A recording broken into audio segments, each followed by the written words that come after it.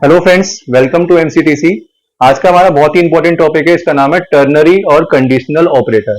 जैसे इससे पहले वाली वीडियो में आपने देखा इफ एल्स का, इफ एल्स के बारे में देखा कि इफ एल्स में हम क्या करते हैं, इफ का एक इफ होता है, कंडीशन होती है ना।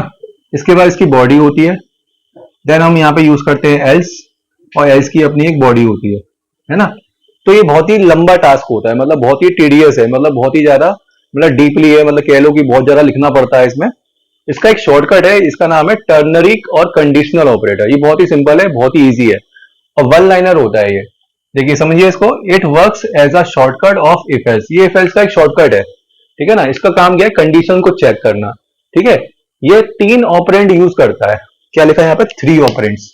3 ऑपरेंड्स यूज करता है, मतलब इसको 3 इंस्ट्रक्शन चाहिए होते हैं, कह लीजिए। देखिए 3 ऑपरेंड्स कौन से हो गए, पहला तो हो गया कंडीशन, ये हो गया हमारा पहला ऑपरेंड। दूसरा ऑपरेंड है हमारा ट्रू एक्सप्रेशन, और थर्ड ऑपरेंड हमारा होता है फॉल्स एक्सप्रेशन। ये 3 ऑपरेंड यूज करता है। जैसे हम इफ में भी हम क्या करते थे, इफ लिखते थे, फिर कंडीशन लिखते थे, फिर इफ की हम एक बॉडी ओपन करते थे, फिर यहाँ पे हम अपना स्टेटमेंट लिखते थे, जो भी हमें एग्जीक्यूट कराना है वो लिखते थे। इसी तरीके से फिर हम एल्स की बॉडी ओपन करते थे, एल्स के अंदर हम स्टेटमेंट लिखते थे और उसकी एल्स की बॉडी को क्लोज करते थे।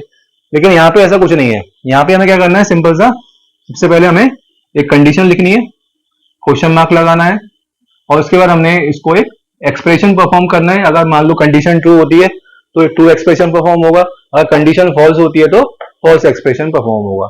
आइए इसको एक प्रोग्राम के थ्रू समझते हैं। आइए समझते हैं इस प्रोग्राम को। सबसे पहले हमने क्या किया, 2 हेडर फाइल इंक्लूड करी।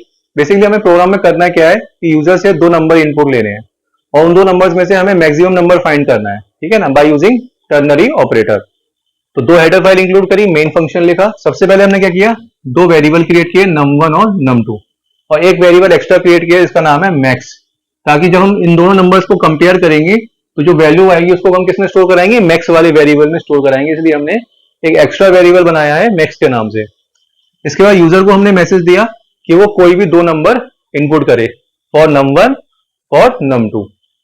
इसके बाद हमने स्कैनर फंक्शन की हेल्प से इन 2 नंबर्स को स्टोर कराया, और ये 2 नंबर्स कैसे, इंटीजर टाइप के हैं। तो इंटीजर टाइप के लिए हम क्या लगाते हैं, %d लगाते हैं। तो 2 नंबर हैं तो 2 बार %d लगेगा। और ये हमें पहला नंबर किसमें स्टोर कराना है, नंबर में स्टोर कराना है। तो हम यहाँ लिखेंगे एड्रेस ऑफ ऑपरेटर, लगा करके लिखेंगे num1 comma address of operator num2, ठीक है ना। इसके बाद यहाँ पे इंपॉर्टेंट यूज हो रहा है हमारा यहाँ पे टर्नरी ऑपरेटर, है ना। तो यहाँ पे हमने टर्नरी ऑपरेटर का सिंटेक्स क्या था, सबसे पहले हम देते थे कंडीशन। तो ये हमारी क्या हो गई, कंडीशन हो गई, ये हमारी हो गई कंडीशन। फिर क्वेश्चन मार्क हो गया, फिर ट्रू एक्सप्रेशन, और ये हमारा हो गया फॉल्स एक्सप्रेशन। तो यहाँ पे देखिए, सपोज करिए कि यूजर ने num1 की वैल्यू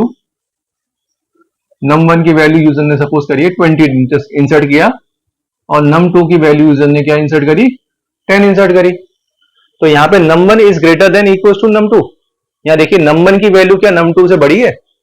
देखिए num1 की वैल्यू कितनी है, 20, और num2 की वैल्यू कितनी है, 10। तो यहाँ पे क्या हो गई, कंडीशन क्या हो गई, ट्रू हो गई। तो ट्रू के केस में क्या होगा कि जो num1 की वैल्यू होगी वो किस में स्टोर हो जाएगी, मैक्स नाम के वेरिएबल में स्टोर हो जाएगी। अगर मान लीजिए कि अगर num2 की वैल्यू बड़ी होती, अब num1 की वैल्यू कितनी है, 20, और num2 की वैल्यू कितनी है, 100। तो यहाँ पे क्या होगा, num1 is greater then num2। देखिए कि num1 की वैल्यू num2 से बड़ी है, ऐसा नहीं है। तो कंडीशन क्या हो गई, फॉल्स हो गई। तो फॉल्स के केस में क्या होगा, जो num2 की जो फॉल्स एक्सप्रेशन होगा, फॉल्स एक्सप्रेशन में क्या वैल्यू दी है, num2 दी हुई है। तो num2 की वैल्यू कहां स्टोर हो जाएगी, मैक्स में स्टोर हो जाएगी, ठीक है ना। इसके बाद क्या किया हमें, इसके बाद हमें क्या करना है, मैक्स के अंदर जो वैल्यू आ गई है उसको हमें प्रिंट कराना है, क्योंकि वो मैक्सिमम वैल्यू होगी, है ना। तो इस केस में यहाँ पे मैक्सिमम वैल्यू किसकी है, num2 की वैल्यू है मैक्सिमम। तो हमने क्या करा, print F the maximum value of 2 is %d max, क्योंकि मैक्स की वैल्यू कितनी आ गई यहाँ पे, 100। तो आंसर क्या आएगा, the maximum value of 2 is 100। यहाँ पे आंसर क्या आ जाएगा, 100 प्रिंट हो जाएगा। इसके बाद हमने गेट ch फंक्शन लिखा और अपना मेन फंक्शन क्लोज कीजिए, ठीक है। आशा है दोस्तों समझ में आया होगा आपको। Thanks for watching. Please like, share and subscribe.